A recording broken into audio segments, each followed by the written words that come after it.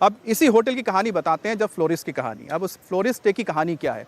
अब इसके मालिक को पकड़ा गया जिसका नाम है लवकेश बजाज। अब उससे पूछताछ की गई तो उसने अपने कर्मचारी का भी नाम ले लिया जिसका नाम है अजय मिश्रा। अजय मिश्रा इस होटल का मैनेजर था। अब इन दोनों की एक की गिरफ्तारी हो चुकी है, अजय मिश्रा की तलाश की जा रही है, उससे तफ्तीश की जाएगी। अब सोचिए कि ये जो लवकेश बजाज है वो बता रहा है कि उसने तत्काल में सिर्फ चाय की दुकान डालने के लिए परमिशन लिया और बनाया क्या उसने, एक 5 मंजिला इमारत बना दी जिसमें 6 कमरे का B&B यानी कि बेड एंड ब्रेकफास्ट के नाम से 6 कमरे का परमिशन लिया और कितने बना दिए, करीब 26 कमरे बना दिए, 20-25 कमरे बना दिए बिना किसी डर के प्रशासन से कोई परमिशन लिए बगैर, फायर ब्रिगेड से कोई NOC लिए बगैर उसने इतनी बड़ी इमारत खड़ी कर दी और नियम कानून को ताक पे रख दिया। और मकसद क्या था, पैसे कमाना। और पैसे कमाने की भूख ऐसी है कि लोगों की सेफ्टी, लोगों की जान की परवाह किए बगैर इसने यहाँ पर ये होटल डाल दिया। और लोग भी क्या समझते, उनको लगा कि शायद बिल्कुल यहाँ पर साउथ दिल्ली का होटल है, इतना खूबसूरत होटल बना हुआ है, यहाँ पर हर चीज़ सुरक्षित होगी, यहाँ पर सेफ्टी के हर नियम कानून को रखा गया होगा। लेकिन ये सब कुछ गलत निकला और 21 लोगों की जान चली गई।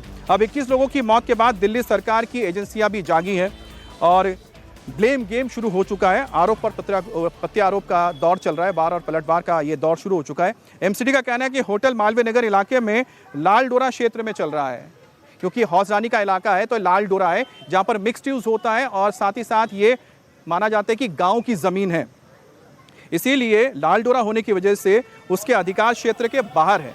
वहीं दिल्ली पर्यटन विभाग का कहना है कि उसकी जिम्मेदारी केवल होटल के कमरे और वहां मौजूद सुविधाओं की जांच करना था, NOC देना उसके अधिकार क्षेत्र के बाहर है।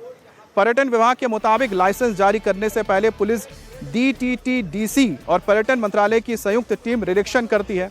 अधिकारियों के मुताबिक होटल को बेड एंड ब्रेकफास्ट कैटेगरी में लाइसेंस 2024 में जारी हुआ था, 2027 तक वैध है। वहीं दिल्ली पुलिस का कहना है कि होटल पूरी तरह से अवैध तरीके से चल रहा था, यहाँ किसी भी नियम का पालन नहीं किया जा रहा था और ना ही फायर ब्रिगेड की NOC थी।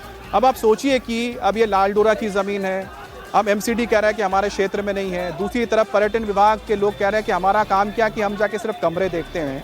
भाई यहाँ पर सीधी सी बात है कि कोई भी अगर परमिशन दे रहा है, आप बेड एंड ब्रेकफास्ट के लिए भी परमिशन दे रहे हैं तो इस इमारत को देखेंगे नहीं आके कि इस इमारत की हालत कैसी है।